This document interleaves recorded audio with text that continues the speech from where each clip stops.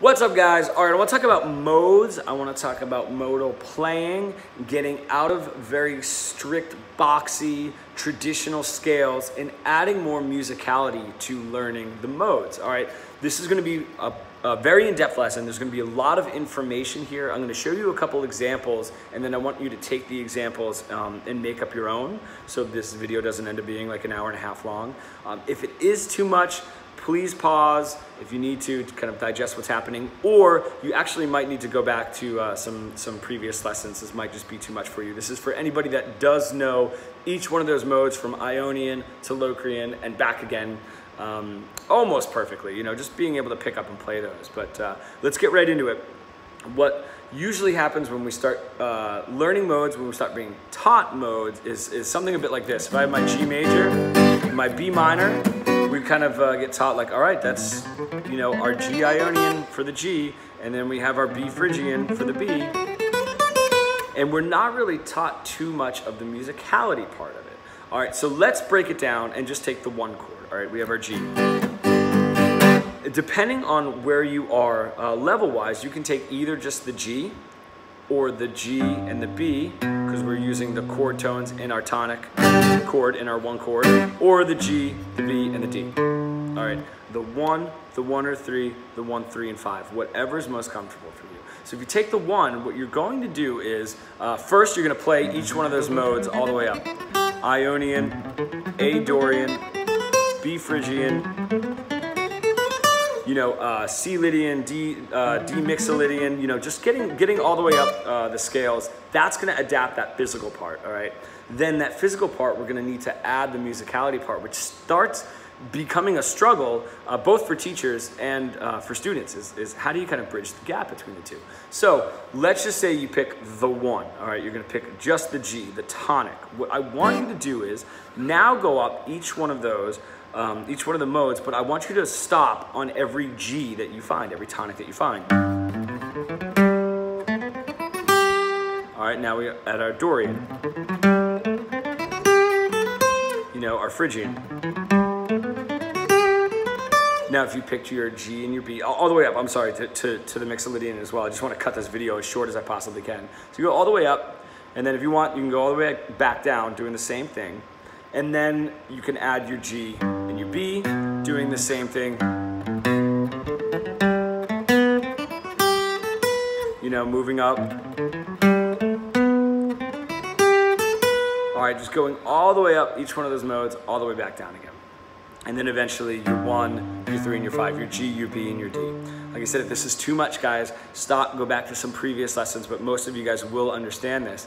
And that's going to start getting you into understanding where the tonic is in relation to each one of the modes all the way up, all right? Now we start breaking out of that, and we're going to just start picking different chords in that key. So, okay, so let's just say I have my C now. I want to go to a 4 chord. All right, so you're gonna find the chord tones first, C, E, and G in your C major, and you're gonna stop on each one of those. Like I said, start with C if you need to, and then go to C and E, the 1 and the 3, and then go to C, E, and G, the 1, 3, and the 5, and do the same thing. So let's just say you have to start with your C. You're gonna do your G major, your G Ionian. All right, and then same thing with your A Dorian now. Nope, there it is. All right, and then just using that all the way up and then all the way back down again, adding now your E.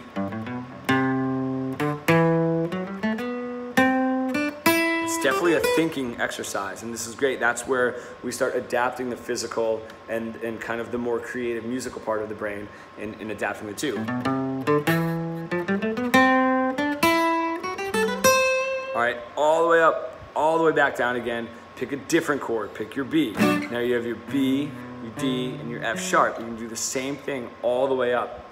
And eventually what happens is, as those modes are kind of your vehicle to going all the way up, you're no longer thinking just modally. You're starting to get a bit more musicality in there, and you're starting to notice, like, all right, man, if I'm, you know, if I have my, you know, my G major chord and up here on my D Mixolydian, you know,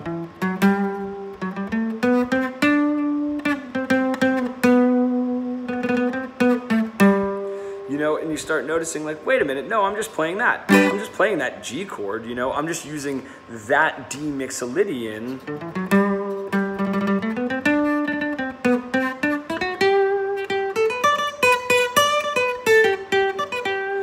as my vehicle to understand where that key signature is in that position, all right? Now, once that starts happening, you'll start noticing that those modes actually do start completely disappearing, all right?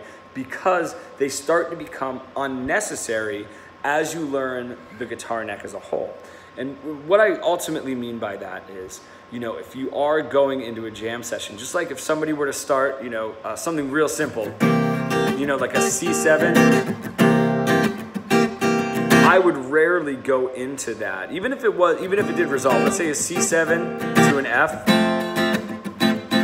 I would rarely go into that saying like, all right, I'm gonna go in and nail my C mixolydian, that'll be it. And even starting in that position is going to be, it's not gonna happen every time, So if I have that,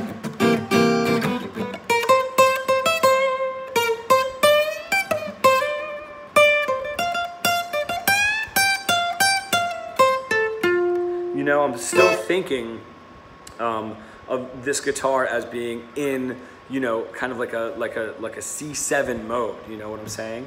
And then what happens is you start adding another chord to it, just like that. If I have my C7 and I'm starting,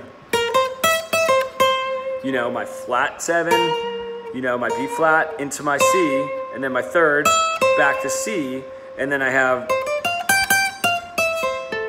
now I'm resolving that to the F. That was resolved because I'm breaking out of modal playing and I've just used those modes as a vehicle. So that's the explanation, and that's a little bit, once you start getting it, that's how you can start applying it to your playing.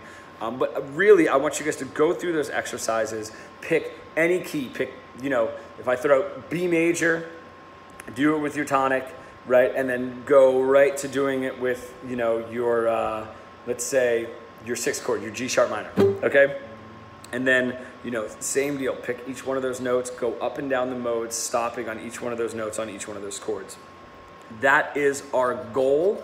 I did not want to make this video an hour and a half long, so I do hope that you got that and that you're able to make up your own keys and chords so it doesn't become too monotonous, all right? And really, really focus on this. You would be surprised at how amazingly expansive this makes your guitar playing in a short period of time. So I hope you like that video. Share it if you need to.